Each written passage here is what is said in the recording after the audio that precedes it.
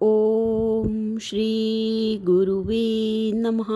ईश्वरो गुरुआत्मीति मूर्तिभेदो विभागिने व्योमवत् व्याप्तदेहाय श्री दक्षिणामूर्ते नमः। ओम शांति शांति शांति। ओम। प्रणाम भगवान। भगवान श्री आदि गुरु शंकराचार्य जी विरचित चरपट पंजरिका, जिसकी व्याख्या भगवान परमहंस स्वामी योगानंद जी, जिनको आलू वाले बाबा भी कहते हैं, बहुत ही सुंदर मंत्रों की व्याख्या किया भगवान।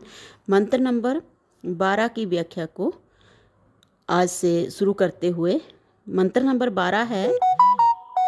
गयम गीता नाम सहस्त्रम ध्येयम श्रीपति रूपमस्त्रम न एयम नयम सज्जन निकटे चित्तम नयम सज्जन निकटे चित्तम दयम दीन जनाय च वित्तम।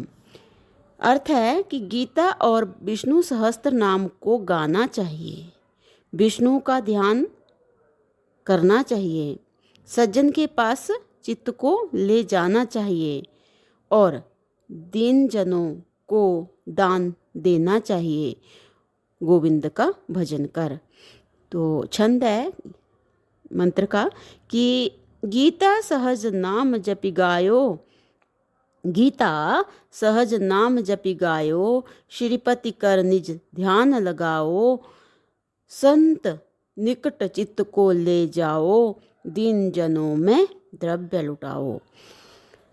तो व्याख्या में स्वामी जी बता रहे हैं कि विशेषता से होने वाले जगत के व्यवहार को देखकर खेद ही होता है। मनुष्य को प्राप्त हुए शरीर, इंद्रिय और मन का सच्चा उपयोग होता हुआ बहुत कम देखने में आता है। प्रपंच के भाव में अंधेरा छा रहा है। मनुष्य शरीर और इंद्रियों का सदुपयोग नहीं करते।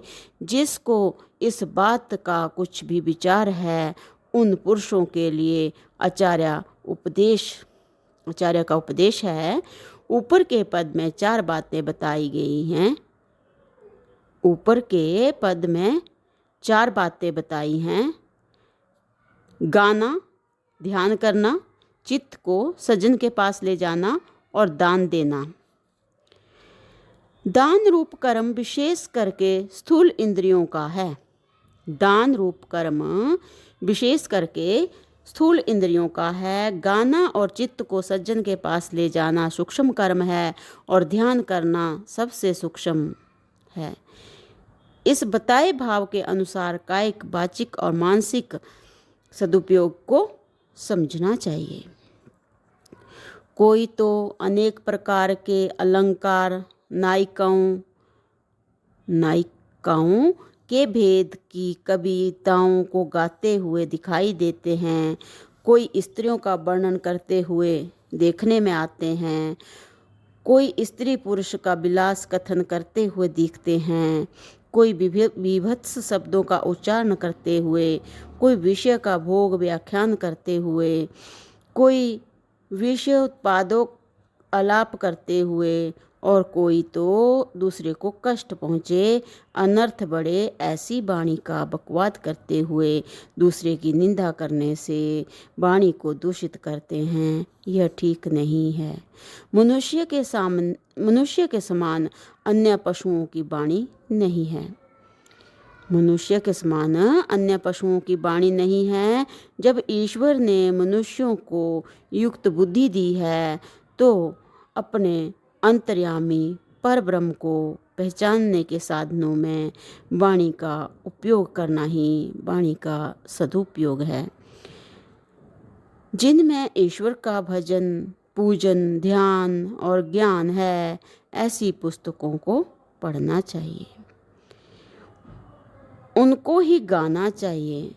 ऐसे ग्रंथ अनेक हैं, परंतु सूक्ष्मता से दिखलाने के निमित्त श्रीमद् भगवत गीता और विष्णु सहस्त्र नाम पढ़ने को कहा है। श्रीमद् भगवत गीता सब शास्त्रों, वेदों और पुराणों का सारांश रूप और सूक्ष्म है। इतना छोटा और सर्वसामान्य ग्रंथ अन्य नहीं है। इसी प्रकार विष्णु सहस्त्र नाम, जिसमें विष्णु के सहस्त्र नामों का वर्णन है, प्रत्येक नाम के अर्थ में सब तत्व रहस्य भरा हुआ है, उसे गाना पढ़ना चाहिए। ऐसा करने से अंतःकरण की शुद्धि होती है। लौकिक विषय वाले ग्रंथ सुंदर राग वाले हों, कंठ से मधुरता के साथ निकलते हों, कर्ण को प्रिय हों, तो भी उनमें ईश्वर संबंधी कुछ भी उच्चार ना होने से ऐसे सुंदर गायन का कुछ भी उपयोग नहीं है।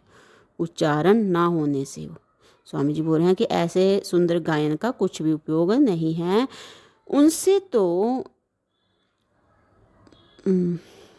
तो वाजिब से निकलने वाला गुणात्मक स्वर ही अच्छा है, क्योंकि उससे बंधन करने वाला शब्द तो सुनने में नहीं आता। अनादिकाल के अभ्यास से लोगों का विशेष प्रेम विषयों की तरफ है।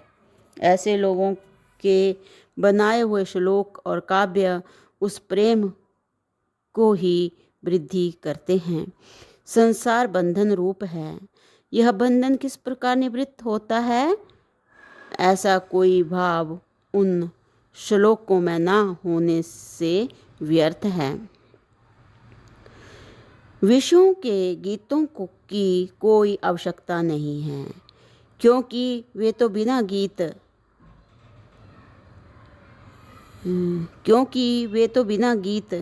ही 24 घंटे हो जाते हैं। बिना गीत के ही 24 घंटे हो जाते हैं।